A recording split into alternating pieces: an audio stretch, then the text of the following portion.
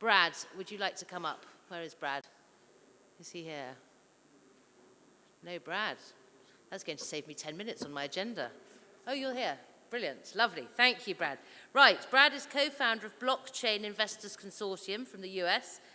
He's going to talk on Fintech on the Chain, the future of global financial inclusion. Brad, please take the stage. Thank you.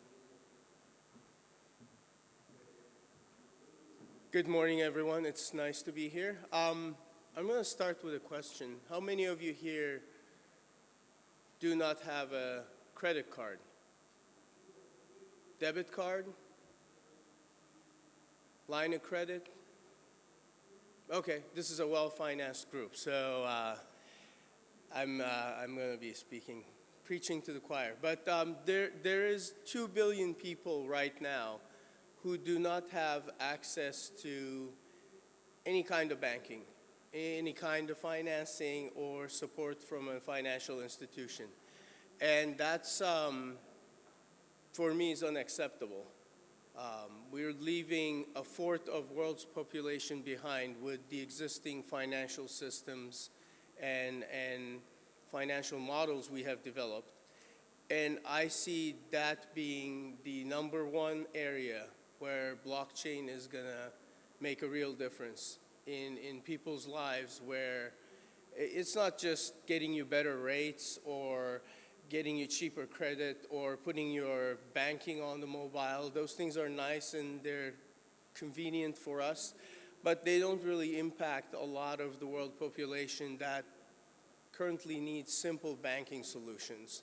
So how is blockchain going to affect this? Well, there are a couple of ways. One of the major issues that we've seen in regards to being underbanked or not having access to credit, personal or business, is identity.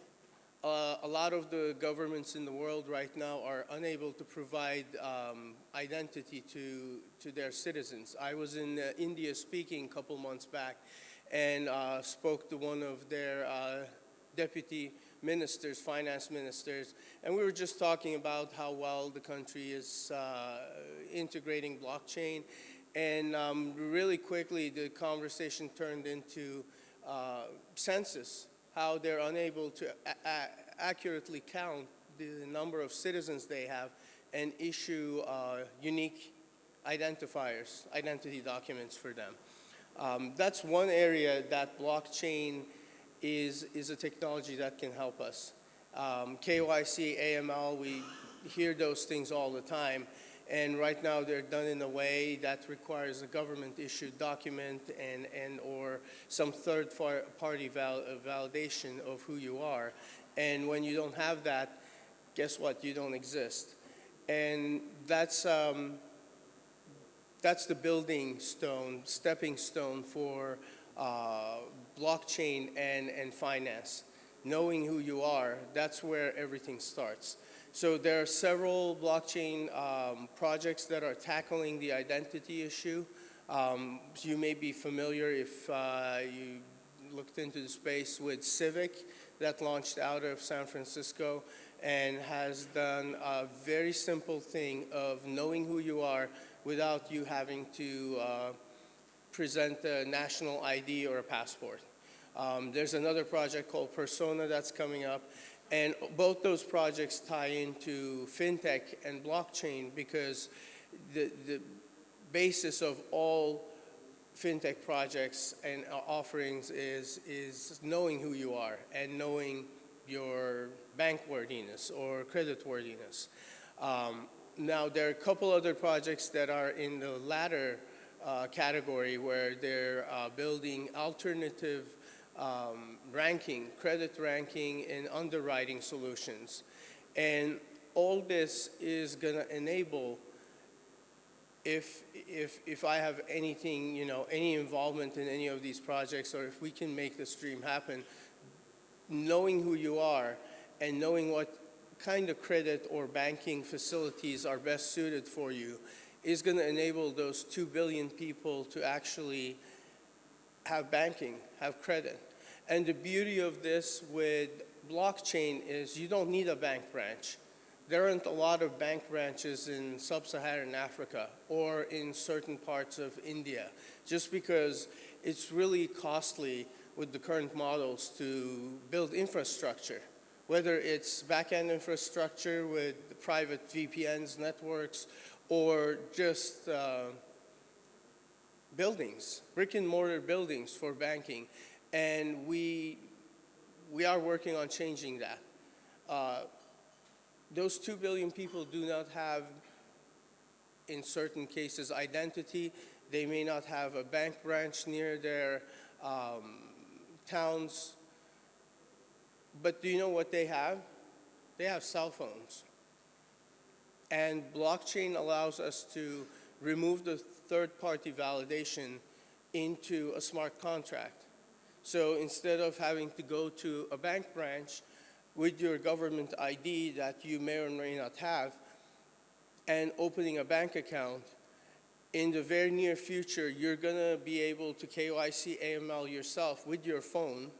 Well, AML doesn't really apply because you don't have a bank account and you're not transferring any money. But you're going to be able to create a unique identity that's written on the blockchain. And blockchain is simply a distributed ledger. So I'm sure everyone's familiar with ledgers here. What it does is creates a distributed ledger distributed among different parties and computers that's in most instances unmutable. So once an information is written, it stays there and no one can change it. So you can always reference the chain of transactions, and it creates a lot of transparency around money transfers and things like that.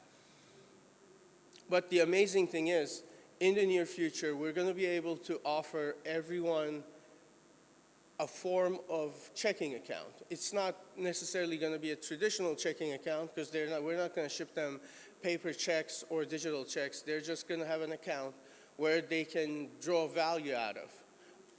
All cryptocurrencies and crypto assets do right now, especially the ones that are created in the form of a currency, is they create a vehicle for value transfer.